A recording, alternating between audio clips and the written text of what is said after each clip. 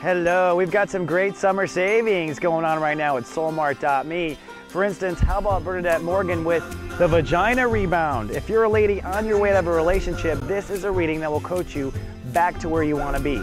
Maybe you're shy and don't want to talk to a practitioner. How about DJ David Palmer? He'll make a custom 20-minute MP3 on your chart. Or after the 4th of July, we're happy to announce Act 3 videos are available for immediate download. All that at Soulart.me. Soul Garden.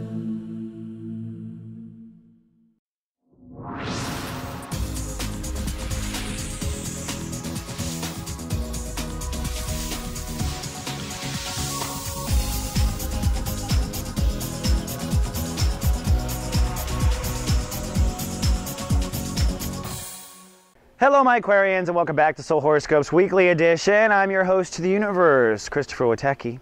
And I'd like to give you a personal invitation down at SoulGarden.me. We have 6 months left of 2012. I haven't even started my 2012 propaganda yet, but I will say this: it is time to unite the light. We are now casting at SoulGarden.me, people who are on camera, people who already make videos. If you don't make videos, you better live in LA. Otherwise, I don't know how we're going to do it. But we're looking for writers, practitioners, psychics. We want to create the largest network of light and marketplace of light by the end of 2012. So if you feel called to that invitation, come on down. Now the Aquarians, and like everyone else, are doing a lot of shifting. For the Aquariuses, lifestyle is what's changing. Now the truth of astrology is it's really just a study of layers of consciousness. So Aquarius's lifestyle is the same as their emotional life. Your emotions are always on top of your body and your health at all times. Okay? A lot of Aquariuses develop illnesses later in life because they weren't managing their emotions in the moment. They were overusing that stoic attitude to detach from how they feel. Unfortunately, the human body does not allow that to happen. It's a rule God set in place. Go ahead and argue all you want. But this month, you are working on your emotional synergy and your lifestyle and making them both work together, all right? This part of you that's very emotional in the moment, no one knows it because you don't seem like it, but you are. That emotion in the moment is actually what allows you to be so innovative, to jump around like a grasshopper into whatever is cool, because you emotionally can kind of lubricate yourself to adapt, really. Now, that doesn't mean you don't have to have a strong emotional context. Now, last week we were releasing emotional context that don't service in the moment. I was talking about, do you show up to the moment as a victim? Do you show up to the moment ill? Do you show up to the moment in disease? How do you show up emotionally in the moment, and how is your moment orchestrated here on Earth? As we move into this week, the goal or lesson of the week is to decide how you want your lifestyle, therefore emotional moment, to feel and be. Now on Monday, Chiron rules the day, so that means it's really time to find emotional integrity. Literally on Monday, we are searching to feel comfortable. You are searching to feel comfortable in your own skin, in your own life. That means there's a chance of anxiety and not feeling comfortable, but the lesson ultimately is for you to emotionally figure out what it is you want in the moment. So if you're not happy in your job, well, what do you want? If you're not happy in your body, well, what do you want? That's what this whole week is about. What do you want? So try not to go to the dark side of the moon, which can happen and does happen to people when they're in this kind of concert. The moon is in Sagittarius itself, so your emotions are also pulling in friendship, social context, relationship stuff that has to do with friendships in the long term. So you may be triggered by a friend, but really the lesson is, I can't say it enough, what would make it different? What do you want to change in your daily life to feel differently?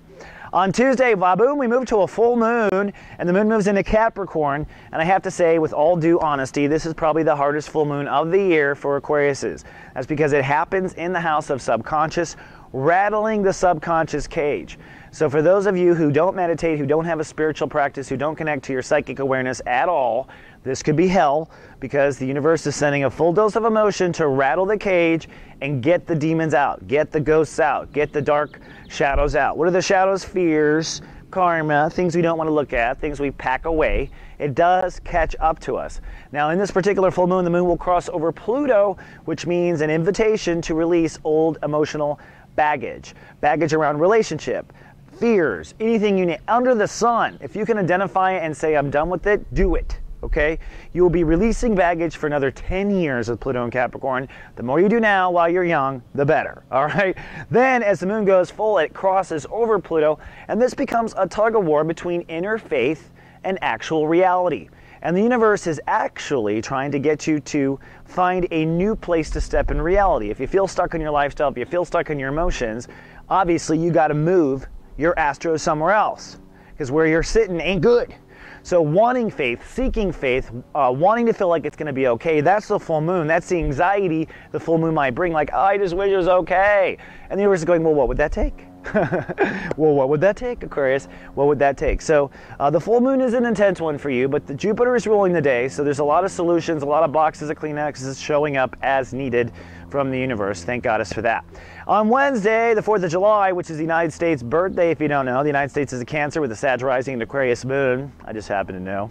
Aquarius moon, interesting, huh? That's a whole nother topic for my new show. I'll talk about that. But the 4th of July, for us as humans, is breakthrough, and it is a breakdown. So if a second chapter 2 Uranus ruled day. On the 4th of July, we're going to all go through a bit of a slipping on a banana peel, where hopefully we see the light and we start to see at least what's not working in its entirety. So you had this chapter 1 last week, you have it again on the 4th of July, but since it's on the 4th of July, which is an American holiday, you might see it very lightly, in the sense of by watching a family, by watching the United States, by not participating at all.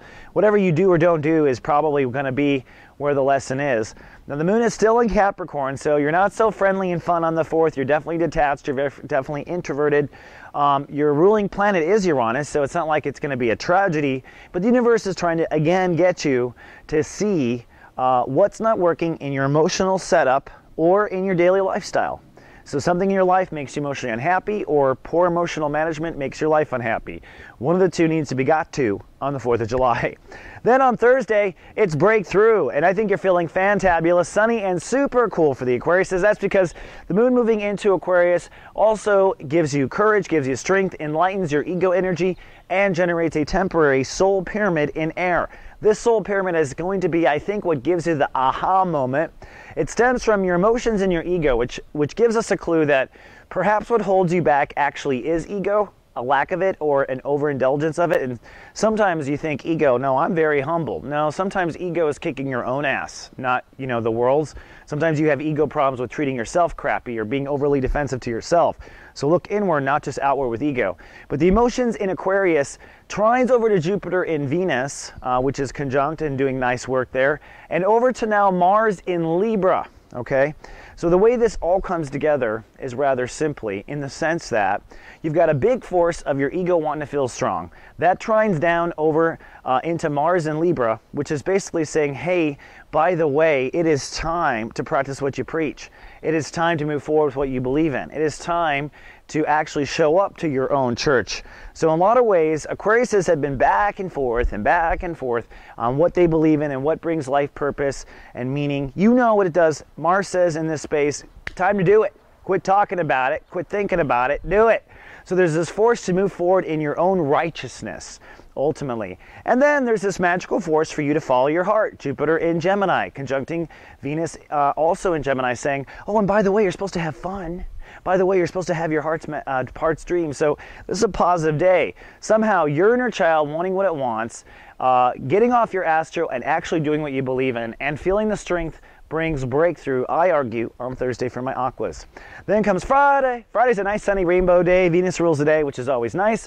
Restoring balance and peace, hopefully, to your daily life. So pay attention to Friday. You should be kind of forced into a peace on that day. And the big question is, what made you feel peaceful? So the universe is giving you a free peace day. Now there is one trine I want to kind of point out that stays intact after the grand trine disappears. And that's Jupiter and Venus moving up to Mars in Libra. If you want your dreams to come true, get moving with what you believe. Practice what you preach. Want your dreams to come true? Practice what you preach. Want everything in your heart to find someone wonderful and magical? Practice what you preach. Mars in Libra says, practice what you preach, and you will get what your heart wants. And the two are going to be connected for a long period of time here, and I'll keep saying this over and over again. But Friday is a nice day of balance. The question for you on Friday is, why am I peaceful today and not other days? Okay, that is the question. Also, I want to invite you to come down to my new show in the whole office hour arrays. We have all these people coming on camera with office hours, and it's going to just keep filling up as we cast. But I, on Fridays, I'm taking the 12 o'clock Friday slot because I want to unite the light. So that's what this show is about. On Fridays at 12 noon, come on down and join me. We'll be talking live about uniting the light and what it takes to unite the light. This is the theory. This is not pointing fingers. If you want to join the conversation, come on down, 12 noon Pacific on soulgarden.me. Now, on Saturday's really an intuitive day. It's a Neptune rule day. It's a day where we connect to our higher self, we connect to our guides. And on Saturday, the moon crosses Neptune and Chiron. So that means emotions are logged into God. The sun is logged into God. If you don't get it on Saturday, God help you. God help you. But you won't think to ask. That said, it's an intuition day. It's a cloudy day. It's a day to meditate. And what you're basically doing is you're finding and digging for your own sense of self-confidence. And you're going to find your confidence from your own connection to God universe. It's your relationship to God universe that's going to make you confident. Nothing you see in the material will make you confident. Hopefully this confidence gives you the courage to point your inner child, to point your lifestyle in the direction you want to go. Emotional tranquility and the life you want to live. That is what it comes down to. And maybe it's the courage you're searching for on Saturday. On Sunday, it's time to decide, which means it's time to commit. So we've come a full week. In the beginning of the week, we're looking for the lifestyle you might want. We were searching for the emotional context you want to live in. On Sunday, God is saying, what do you think it might be? Time to decide, time to point in the right direction. Now, no worries, you got 10 more days in chapter 3 to manifest the actual life you want. Plenty of time to back out and pull an Aquarius and just leave. So don't worry, but on Saturday, you definitely want to decide, this is where I think I want to go. This is where the kind of emotion I want to live in the moment, and this is the kind of lifestyle it will take to live in that emotion in the moment. And the universe is going to be pushing for that answer from you. The moon will be in Pisces, so you should be feeling confident. And otherwise, on Sunday, it's a very fertile or productive day. All right, my Aquarians, that's all I got for this week. Hope to see you on Friday in my Unite the Light. Otherwise, I'll see you on the next horoscope. Until then, live, love, be.